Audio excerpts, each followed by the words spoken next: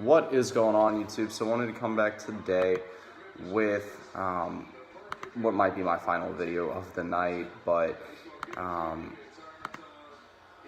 just mainly getting to move forward into my actual draft coverage, how players will mix in and everything like that, just beyond the actual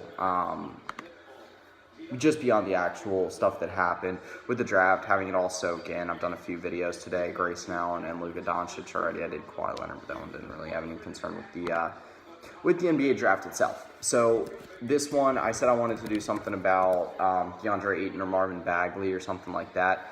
And I thought I'd finish out the day with DeAndre Ayton. Just the Suns had a busy first round. They ended up with Michael Bridges along with DeAndre Ayton, the former Arizona Wildcats big man. I mean, he obviously had a tremendous 1 year in college, but I think it was, and Bleacher Report did an article saying that this was the worst kept secret, and I mean, a lot of people said it too, that this was really the worst kept secret with DeAndre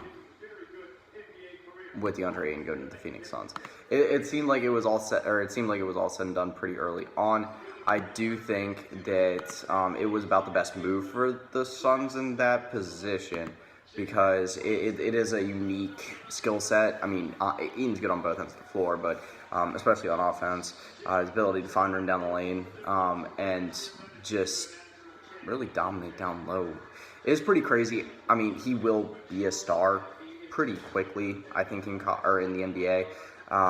But one of the interesting situations, and ESPN showed in the projected starting lineup, I say pretty quickly, but they actually showed that Marquese Chriss and Dragan Bender were going to start at the 4 and the 5. Now, I think that he should be in the lineup pretty much immediately. But I could also see that happening given that it's a pretty crowded front court. Now, Alex Len, I believe, is supposed to leave for free agency from the Suns this offseason. But they do have Tyson Chandler coming back one more year, but I don't think Tyson Chandler is really going to be a barrier to anyone long term with the Phoenix Suns that has any sort of promise at the position. Now, you look even beyond that. Like I said, they do have some depth at the 4 between Marquese Chriss and Dragan Bender, depending on how they want to split that up.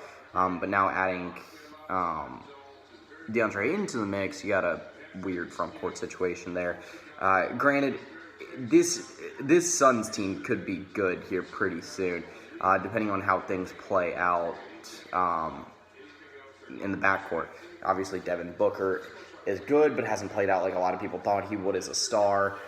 T.J. Warren had a big season. Josh Jackson still has a lot of promise. I think Elfrid Payton Sparks was supposed to be starting next season, but I like this pick. DeAndre Ayton's going to be very good for the Phoenix Suns. I do think that this is the type of player that can lead at least the Suns back to being a decent playoff team.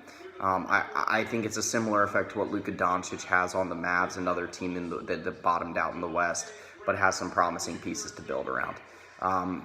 With their pickup of Doncic, I think Ayton is obviously I think he's a better prospect, like most people, but it's a good pick. I like how Ayton fits in there if they can get this whole front court situation figure out the best role for Marquese Chriss and Dragan Bender. But yeah, anyway, I'll come back with more draft coverage for the next couple days if there's anything that really catches my eye in the second round or anything like that. But that's pretty much it. So yeah.